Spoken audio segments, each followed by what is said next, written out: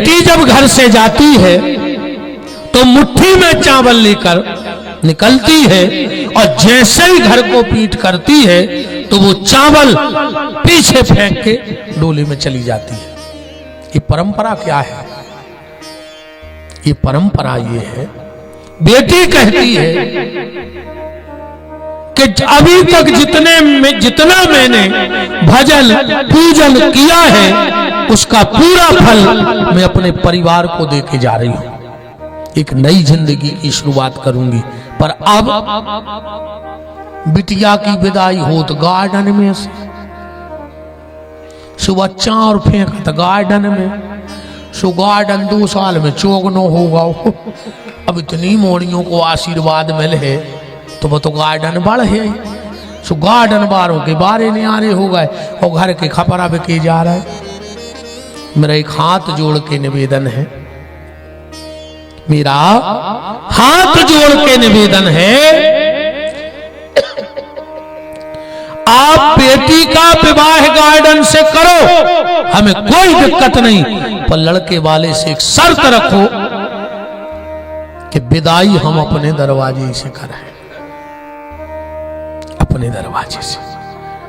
तुम्हारे घर की चौखट कुमारी है, तुम्हारा घर का आंगन रो रहा है, तो शादी गार्डन से करो, मुझे कोई दिक्कत नहीं है, पर विदाई बेटी की घर से करो, अपने आंगन से करो। पर तुम्हारों के चित्त ने चढ़ेंगे हमारी बात है, तो हम दैया हैं, हम पूरी जानत है जब बात को, तो हम नरिया रहे हैं। तुम्हारे तो घुइयों कैसे पत्ता है धरे फटकारे सो चीक नहीं के चीक नहीं। अपन जी सब मान लेते तो काने हाथों बेलो।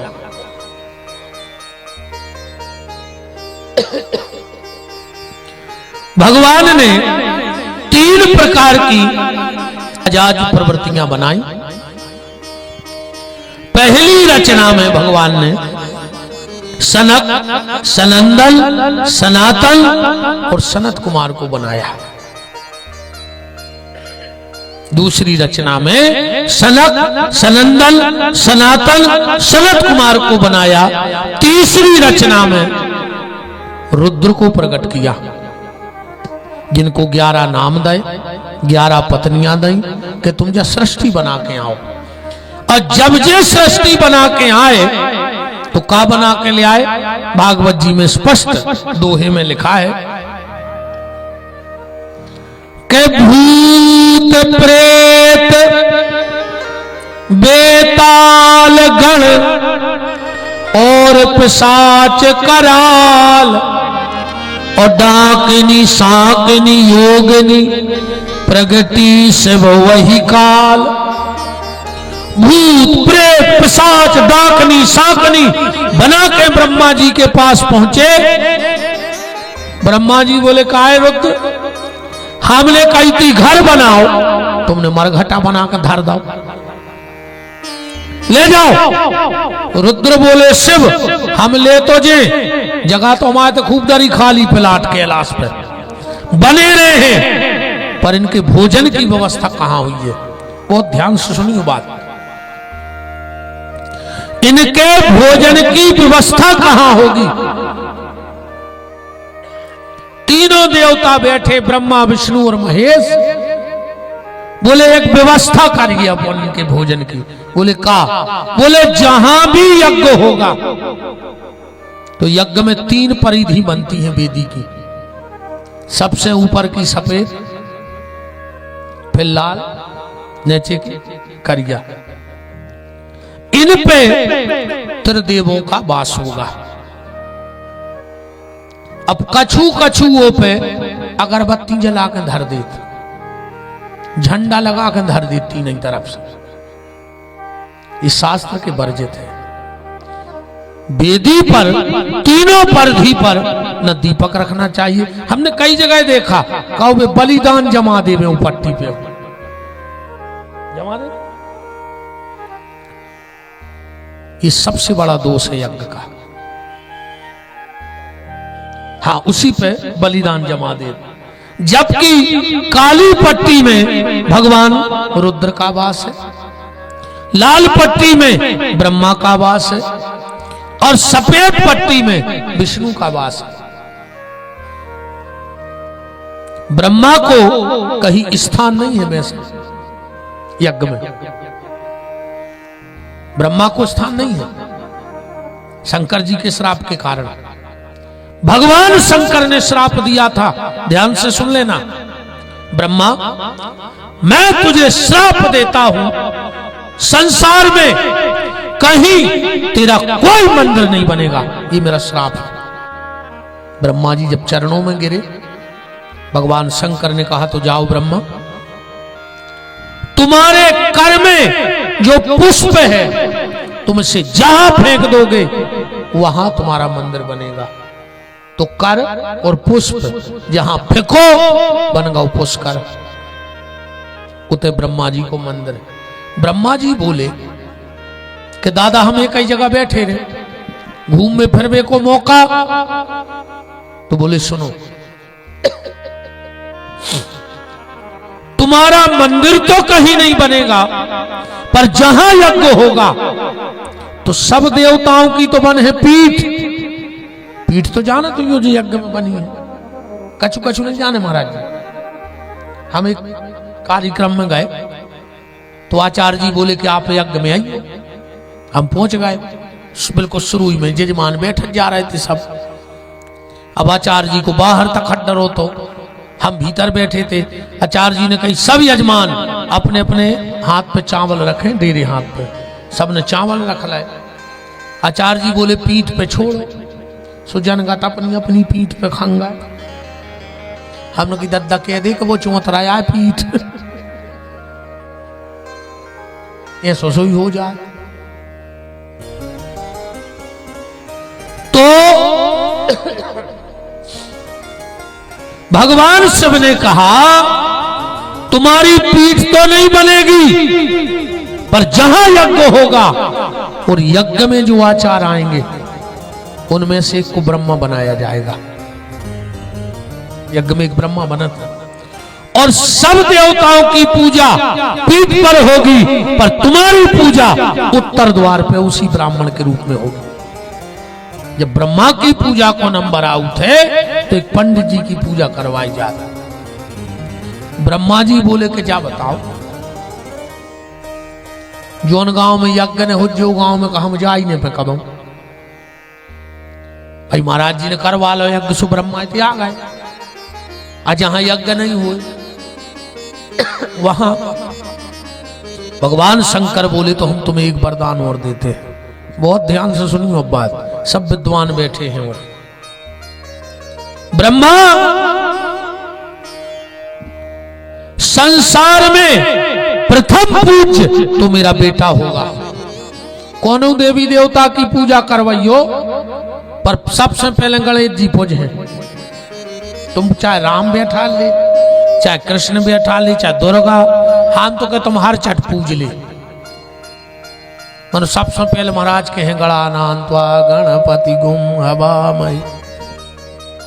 पर ब्रह्मा मैं तुझे एक वरदान देता हूं, जहां भी पूजा होगी प्रथम पूज्य मेरा पुत्र गणेश होगा, पर जहां भी हवन होगा उसमें पहली आहुति तुम्हारे नाम की डलेगी।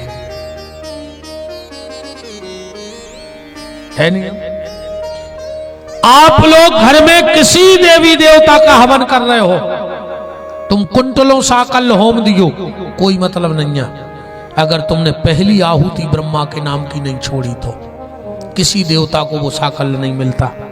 इसलिए जब भी हवन करने बैठो घर में तो पहली आहुति उठाओ, ओम ब्रह्मणे नमः स्वाहा, ब्रह्मा जी की आहुति डालो। पहली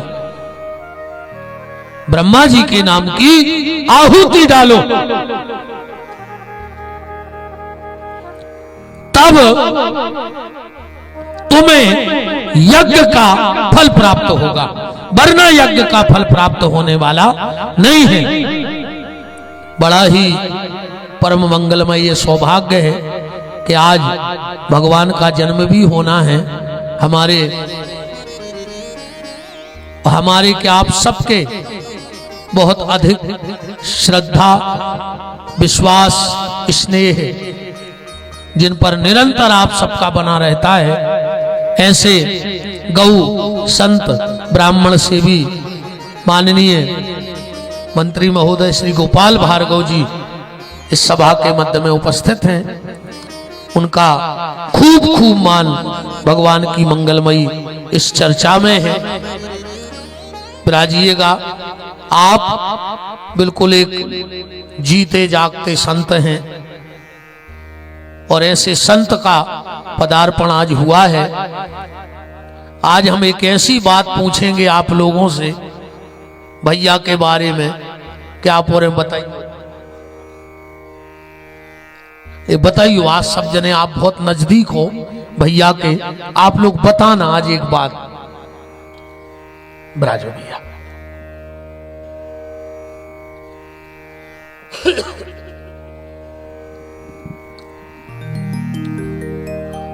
तो चर्चा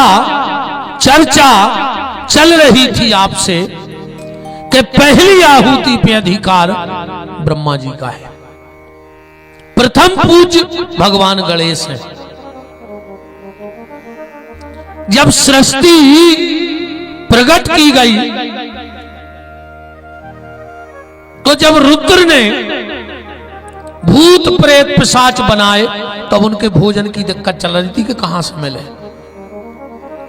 तो यज्ञ का निर्माण किया गया, उसमें 3 परिधि बनाई गई।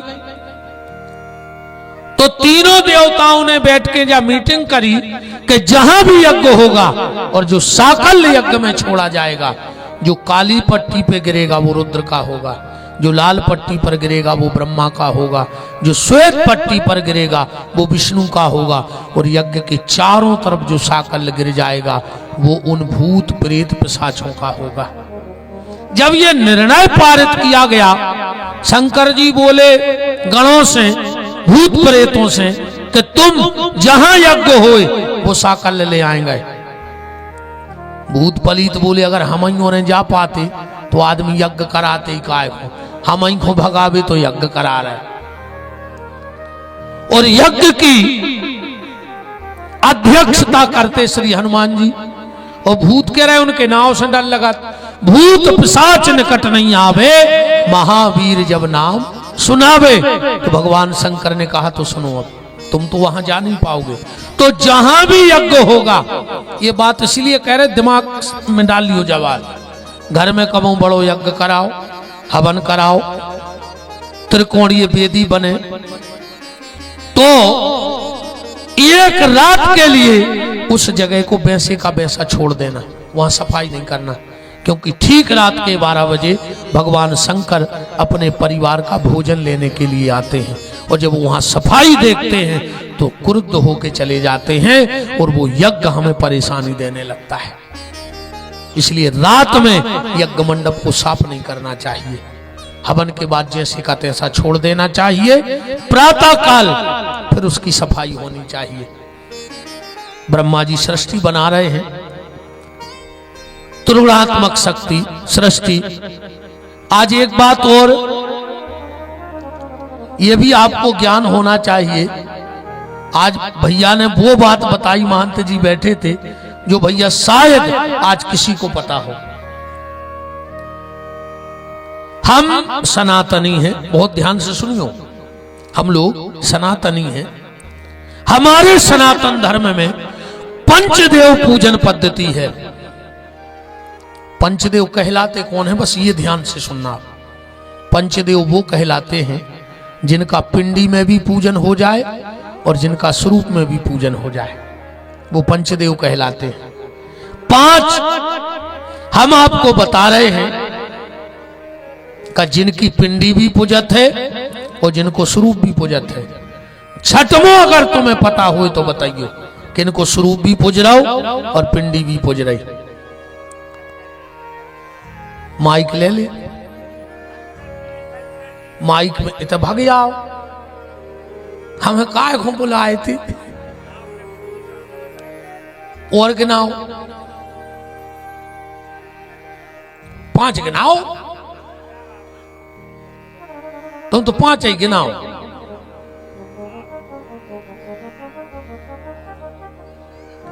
अजीरण जब ज्ञान को हो जाए